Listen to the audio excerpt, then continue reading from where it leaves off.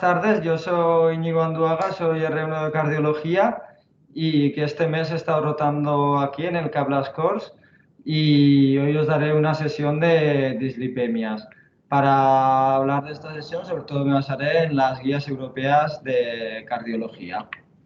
La sesión, primero daré una pequeña introducción, después hablaré de la definición, diagnóstico y sobre todo me centraré en el tratamiento, que es lo más importante. Y en el último apartado pues hablaré de los criterios de derivación a unidad de lípidos o el especialista correspondiente.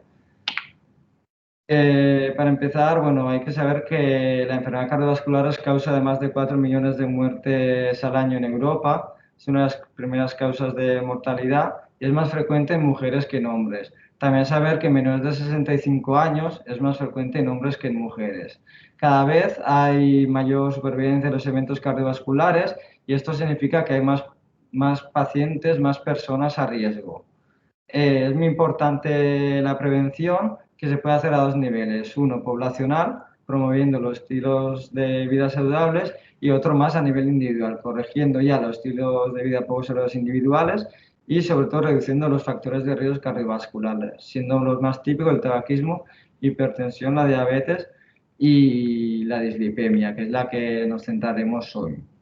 Entonces, en cuanto a la dislipidemia, es muy importante saber que la retención del colesterol LDL y lipoproteínas ricas en ApoB por la pared vascular es el evento clave en el inicio de la aterosclerosis.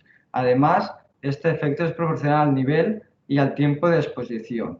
Y además sabemos ahora que reduciendo el colesterol LDL, el riesgo cardiovascular, que son sin efecto J. Esto es, cuanto más disminuyamos el colesterol LDL, es más beneficioso. Esto lo podemos ver en el siguiente estudio de Ferenc, donde vemos cómo disminuyendo el colesterol LDL, la enfermedad cardiovascular disminuye y además, cuantos más años de seguimiento, se ve que esta disminución es mayor.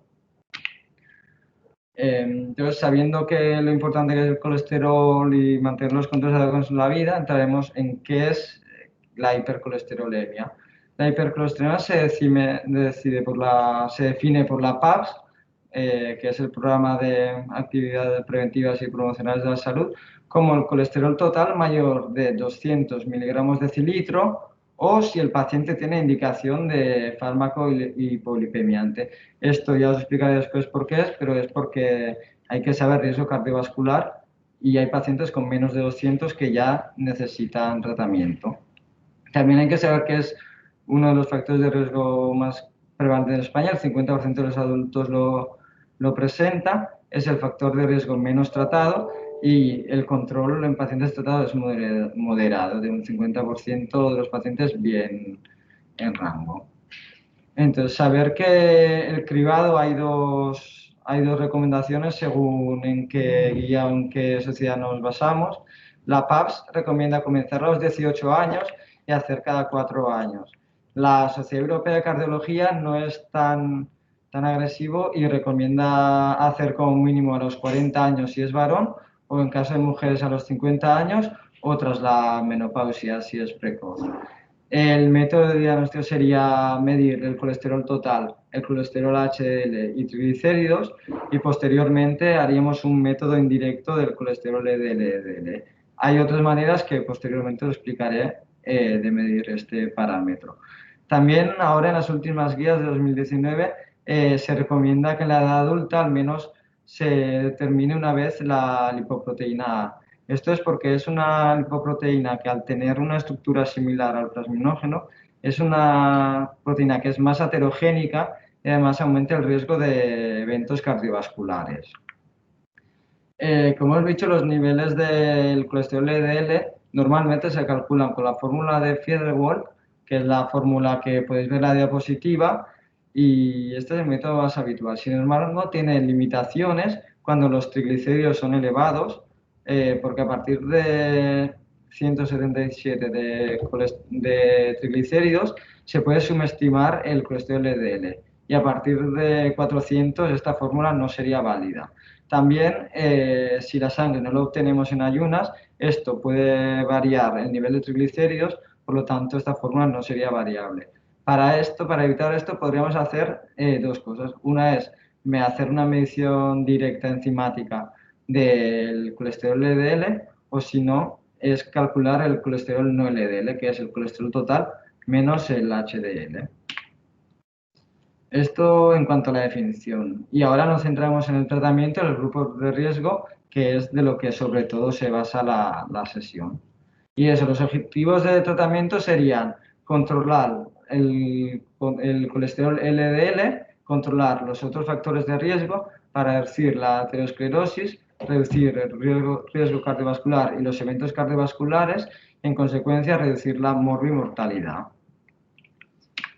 Para ello, como hemos dicho, es tan importante disminuir el colesterol LDL como corregir los otros factores de riesgo cardiovascular. Entonces, tenemos que incidir mucho en la suspensión del tabaquismo, también en mantener una dieta saludable que es rico en productos integrales, verduras, fruta y pescado y bajo en grasas saturadas.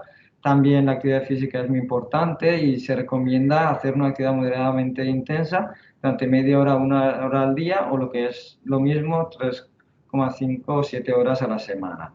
Es muy importante el control de peso, mantener un IMC entre 20 y 25 y en el caso de los varones disminuyendo el perímetro de la cintura a menos de 94 centímetros, en caso de mujeres menos de 80.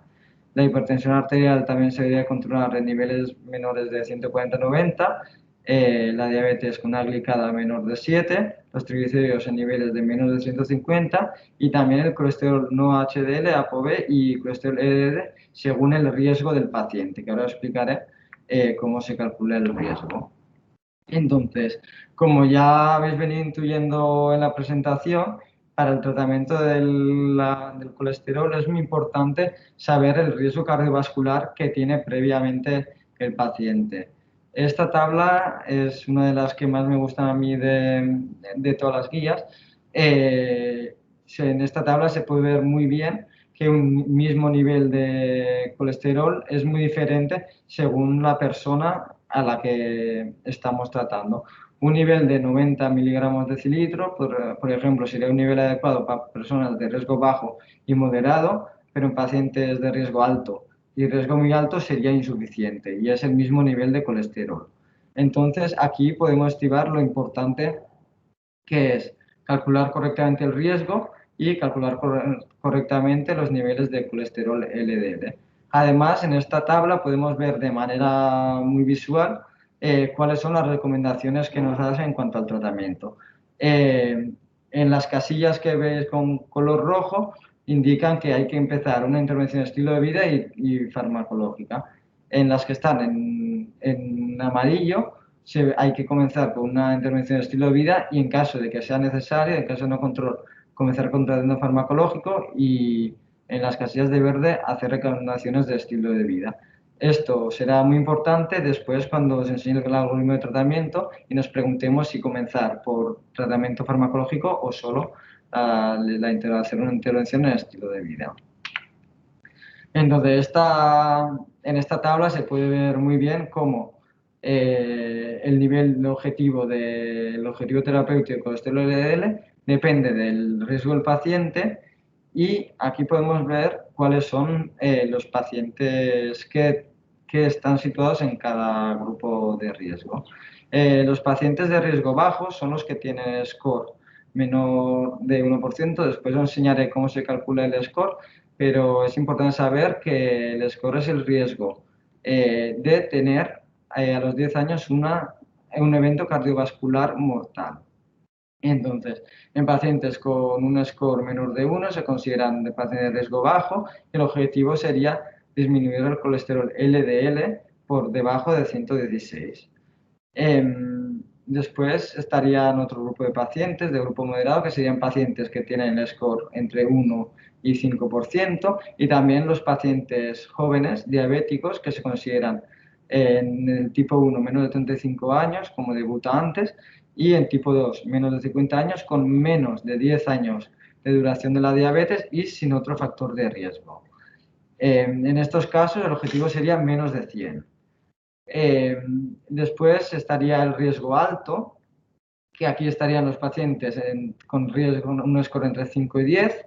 También los pacientes que solo teniendo un factor de riesgo cardiovascular muy descontrolado ya se ubicarían aquí. Esto sería un colesterol total más de 310, un colesterol LDL más de 190 o una presión arterial de más de 180-110.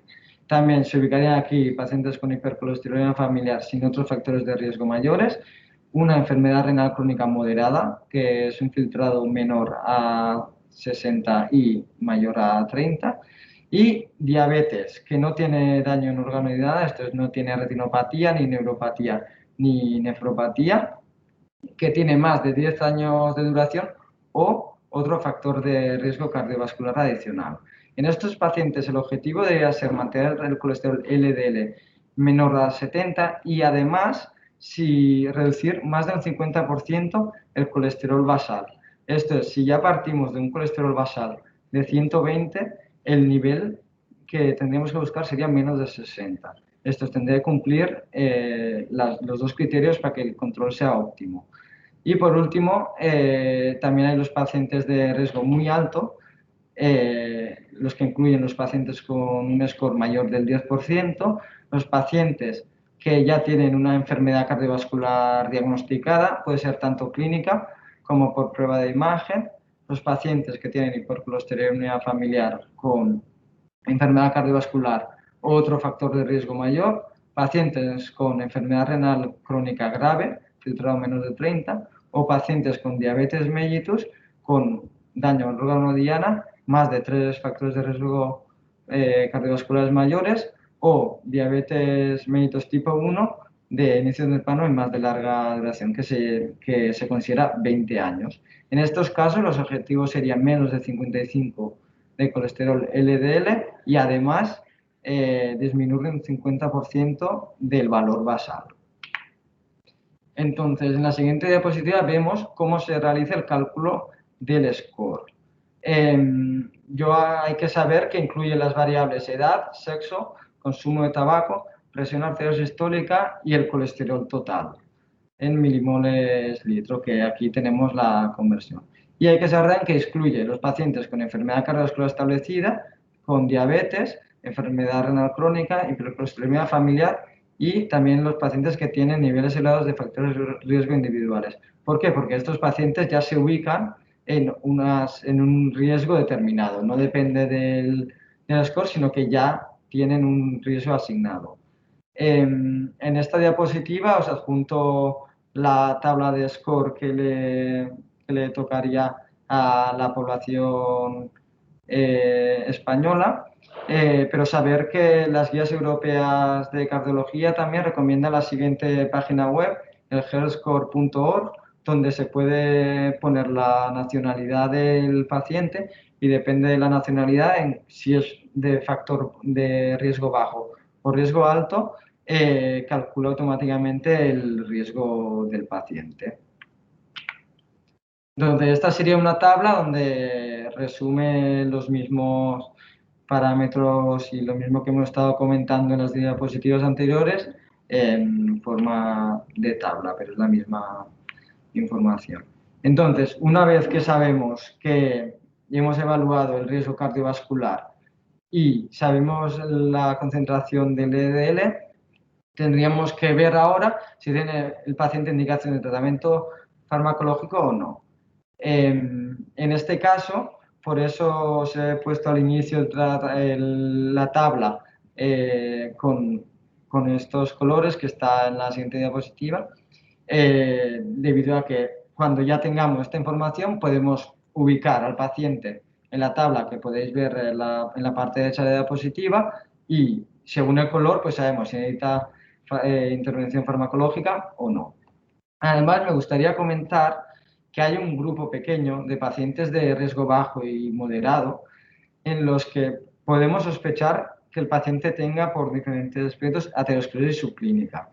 Entonces, en estos pacientes, si tenemos sospecha de aterosclerosis subclínica, lo más recomendable sería hacer una ecografía carotídea o en otros casos se podría hacer también un TAC coronario para reubicar al paciente y en caso de que tuviera una aterosclerosis, una estenosis mayor del 50% significativa, el paciente pasaría automáticamente a ser paciente de muy alto riesgo. Entonces, antes de meternos de pleno en el algoritmo, me gustaría explicaros cuáles son las recomendaciones de estilo de vida y cuáles son los tratamientos que se utilizan en hipercolesterolemia para después poder entender mejor la tabla. Entonces, las estrategias no farmacológicas se pueden resumir en estilos de vida saludables. Entonces, dejar de fumar, aumentar la actividad física, disminuir el consumo de alcohol en caso de que este consumo sea excesivo o reducir el exceso de peso corporal, disminuyen de manera independiente el colesterol LDL. Además, también llevar una dieta sana es muy importante, que esto, como hemos comentado antes, serían cereales integrales, verduras crudas cocidas, también legumbres, fruta. Y aquí me gustaría destacar sobre todo eso, en cuanto a las proteínas, pues que se recomienda consumir pescado magro y azul o pollo sin piel por delante de carnes rojas. Y también entra, aparte de los alimentos, en los procedimientos de cocción, que es muy importante, que siendo los más recomendables a la parrilla, hervido al vapor. Hay que tomar con moderación salteado, asado, y lo menos recomendable de procedimiento de cocción sería lo frito. Entonces, en cuanto al tratamiento farmacológico, en las guías están descritas una cantidad muy elevada de fármacos, pero después en esta presentación nos centraremos en estatina de ezetimiba y los inhibidores de la PCSK9, que son los que después la Sociedad Europea de Cardiología incluye en el algoritmo de tratamiento.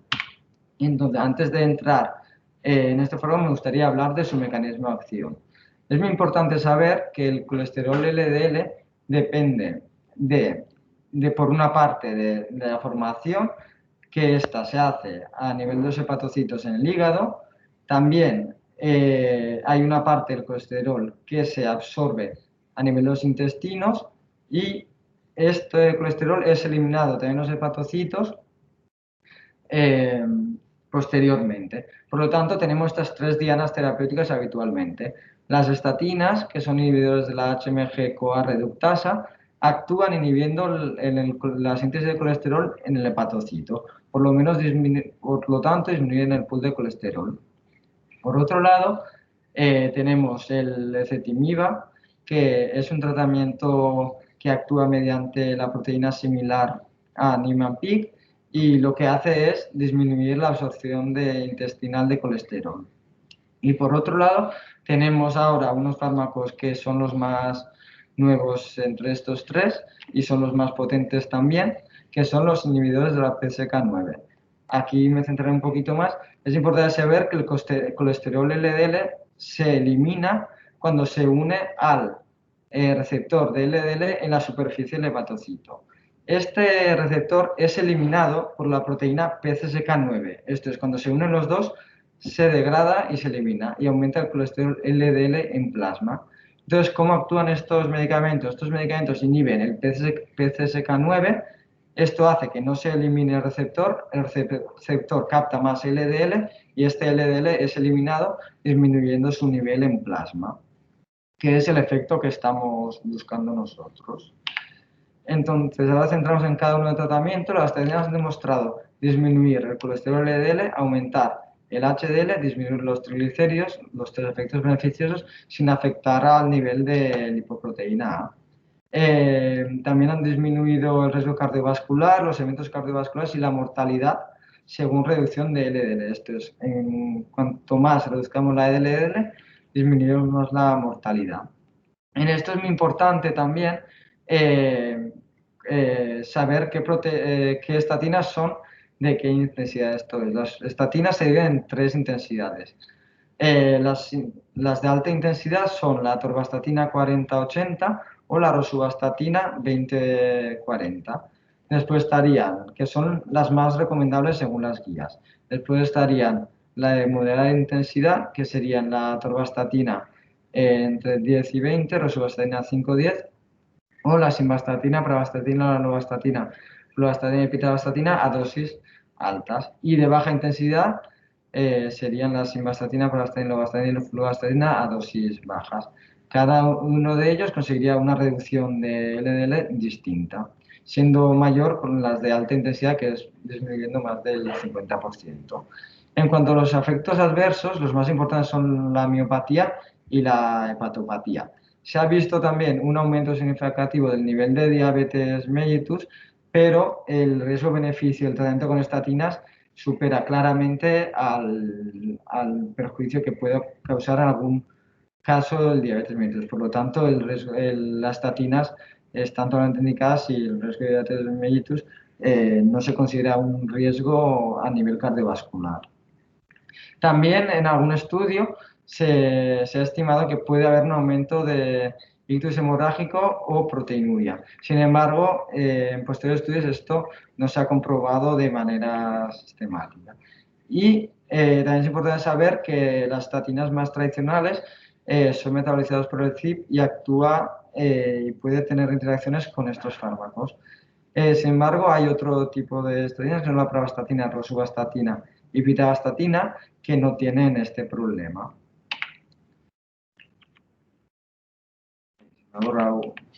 Se me ha borrado una diapositiva, bueno, que tenía aquí, si no lo digo, sí, si no lo digo. Bueno. Ahí esto es como esto. Sí, lo abro, sí. Ay, sí, espera, que tenía una diapositiva y al pasarte a ti se me ha borrado una, pero bueno, lo digo a vos, si no, ¿cómo lo subo? Esto ahora no veo el ratón. A ver, porque esto lo tienes compartido. Sí, y me falta el ratón esto en ahora. pausa, hasta que vuelva a la ventana compartida. Y no encuentro el ratón ahora. Vale, ahí ya está, bueno, sí. Bueno, ahora pongo compartida, vale, era esta, la compartida era esta. Pero ¿sabes qué pasa? Yo creo, ¿y si lo descompartes? Porque las de... Vale, espera, no sé qué. Es que se me bloquea. No sé. Sí, es el ratón. Ya está, a ver, ahora. Ahora nos vemos nosotros, hemos dejado de compartir, ¿eh? Vale, a ver. ¿Por qué no hago esto? Ahora estás compartiendo la pantalla esta. No sé por qué. Y le doy a esto. No. Descomparte primero un momento. Vale, descomparte. Sí, dejar de compartir. Vale. Y luego volvemos a hacer una vez vale, sí. Se bloqueara. Vale, a ver. Vale, entonces, ahora comparto esto. Y ahora tienes que volver a compartir en la sesión. Vale, ahora comparto. Aquí. Vale. Esta. Vale, ya está. Ahora. Vale. Perdón.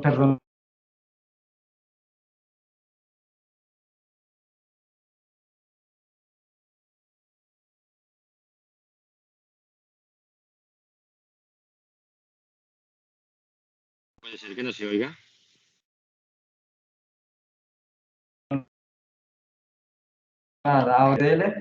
Aumentando el HDL y disminuyendo los triglicéridos, tampoco sin tener efecto en lipoproteína A.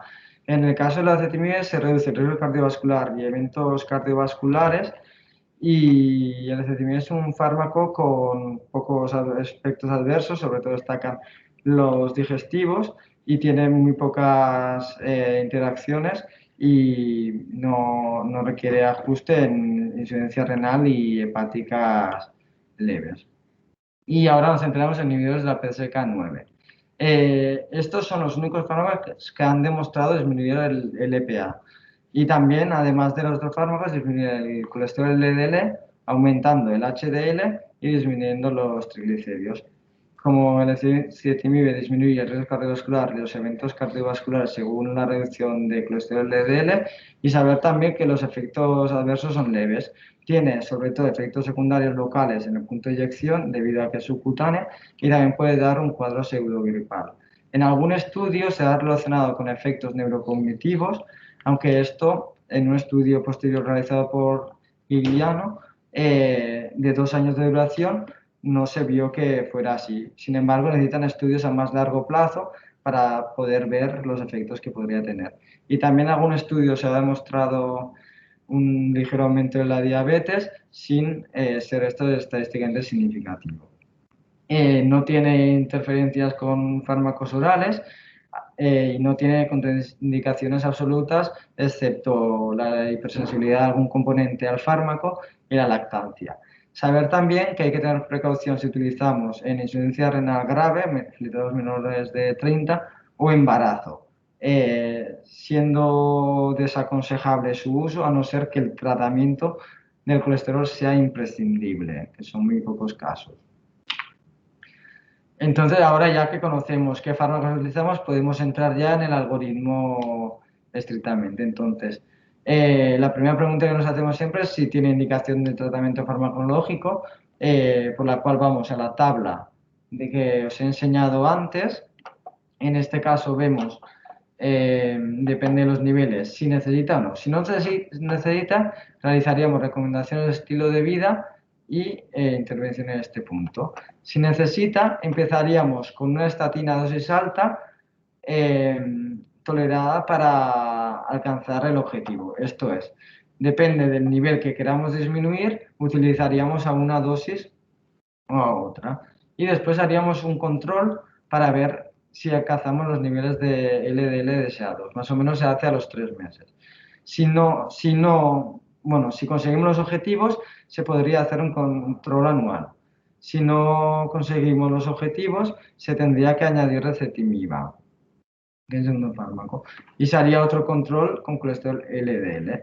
Si conseguimos los niveles, podríamos hacer un seguimiento anual, y si no conseguimos los niveles, aquí es donde ya entran en juego los inhibidores de la PCSK9. Los inhibidores de PCSK9 se tendrían que poner en prevención secundaria estos pacientes que ya presenten la enfermedad cardiovascular, que son pacientes de muy alto riesgo, y también en prevención primaria, solo en pacientes con hipercolesterolemia familiar y otro factor de riesgo mayor, estos pacientes de riesgo muy alto. Y hay que considerar añadir en pacientes con prevención primaria, que son de riesgo muy alto, pero que no tienen hipercolesterolemia familiar. Esto es debido a que los estudios de coste-efectividad, a mayor riesgo para tener un evento cardiovascular, los estudios pues son menores. Entonces ahora, de momento, estar haciendo estas recomendaciones, pero ahora se cree que en un futuro, cuando ya se vaya estabilizando el fármaco, pues que se aumentarán las recomendaciones.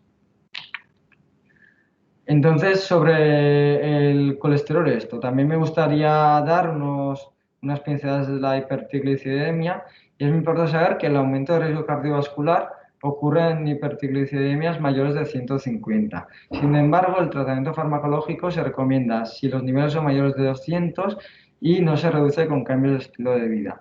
¿Qué cambios? Sobre todo reducir el alcohol y también los hidratos de carbono refinados, y también aumentando la actividad física, el consumo de fibra y alimentos con índice glucémico bajo. En caso de necesitar fármacos, los fármacos más habituales son las estatinas, fibratos, los ácidos grasos poliinsaturados omega 3 y también los inhibidores de la PCSK9. Entonces, os copio esta tabla de las guías europeas de cardiología. En esa tabla se puede ver que en pacientes con niveles mayores de 200 de hipertrigliceridemia, lo principal es reducir el riesgo cardiovascular, y en caso de que los niveles no estuvieran muy elevados, a más de 500, el fármaco recomendable serían las estatinas en primer lugar. En caso de que con las estatinas no consiguiéramos controlar los niveles de triglicéridos, los siguientes fármacos a probar serían los fibratos, añadiendo tanto a las estatinas, o los ácidos grasos omega 3.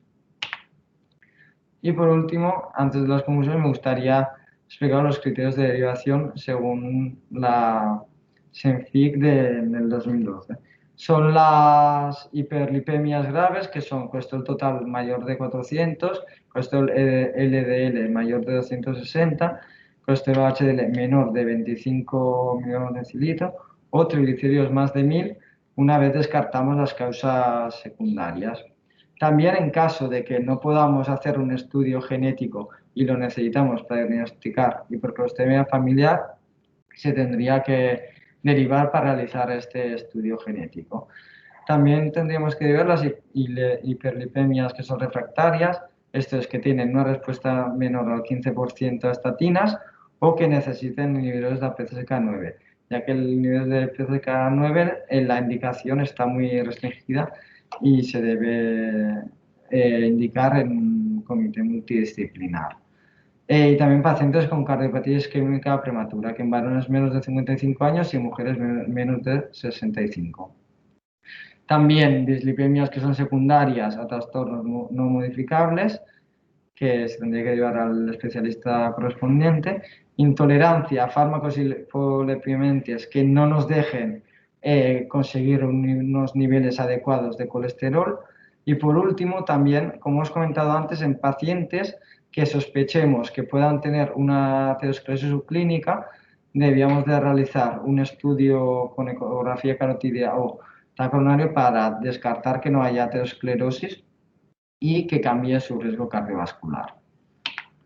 Y por último, me gustaría dejar claro que la enfermedad cardiovascular es causa de más de 4 millones de muertes al año en Europa, que el mecanismo inicial es la retención de colesterol LDL y las lipoproteínas ricas en ApoB por la pared vascular, que además sabemos que reduciendo la LDL obtenemos una reducción lineal del riesgo cardiovascular, por lo que es muy importante tratarlo. Los niveles correctos, esto es muy importante, dependen del riesgo cardiovascular del paciente. No es lo mismo unos niveles en un paciente de riesgo bajo como en uno de riesgo alto.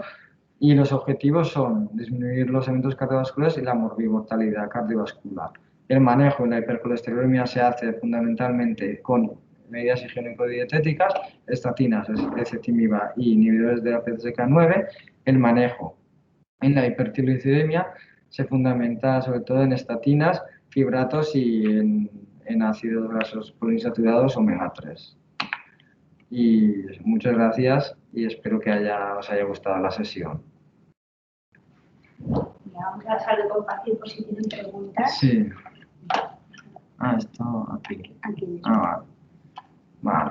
¿Alguien tiene preguntas, dudas?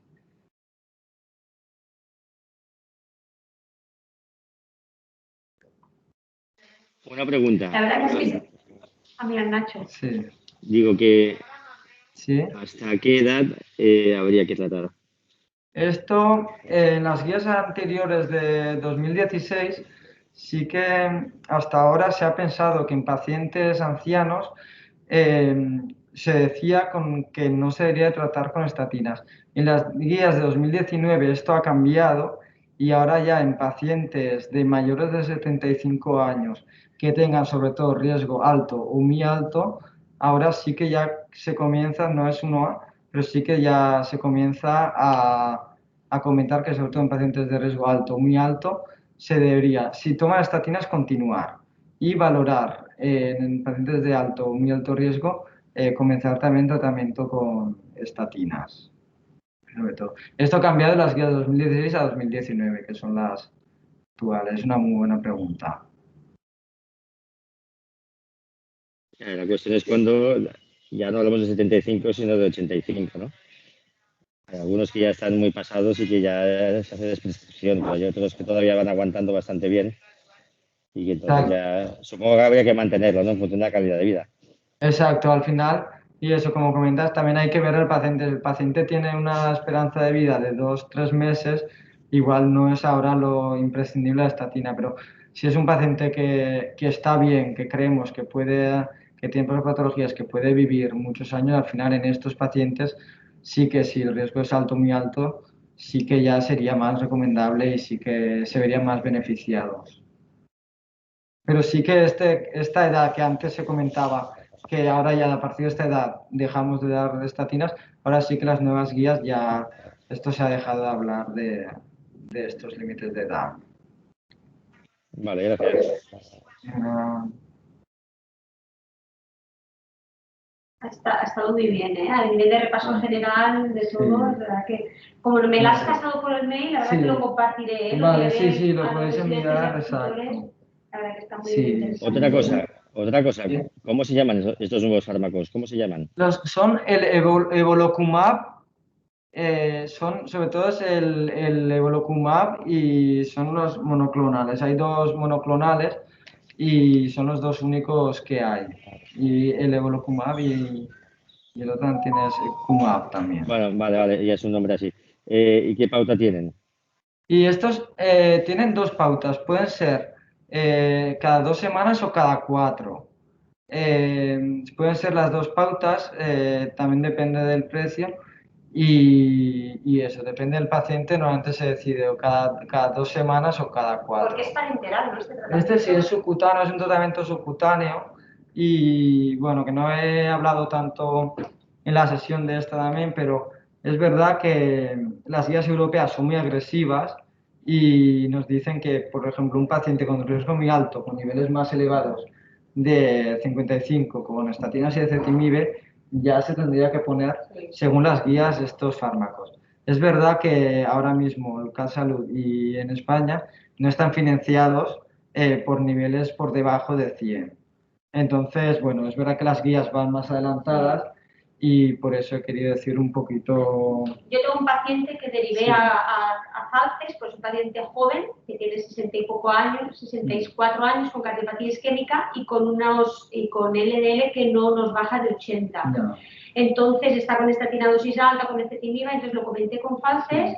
Y ahora se ve que hay como un comité de farmacia, exacto, y lo están valorando para poder incluirlo, pero que no es tan fácil incluir estos fármacos, es decir, es complicado. Exacto, no solo está financiado en algunos casos concretos, que son además, hay que garantizar que creo que en 6 meses previos tienes que retirar de la farmacia todo el tratamiento que has tenido, que además cumples con los otros factores de riesgo cardiovascular y eso, como dice Luisa, además tiene que aceptarlo farmacia, que si no me equivoco tiene que ser multidisciplinar con especialistas endocrinos, cardiólogos y creo que medicina interna. Creo que varios especialistas más farmacia y es un comité bastante importante.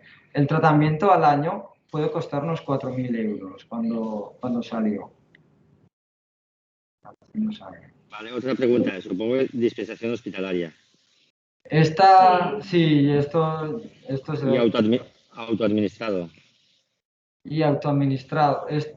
Claro, autoadministrado, esto ya en las guías no entra, es un tema más administrativo.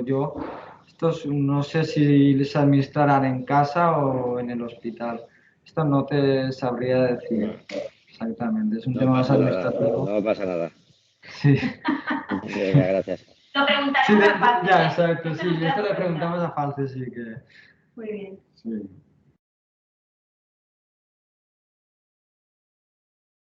Bueno, pues muchas gracias, ¿eh? Venga, Venga, mucho.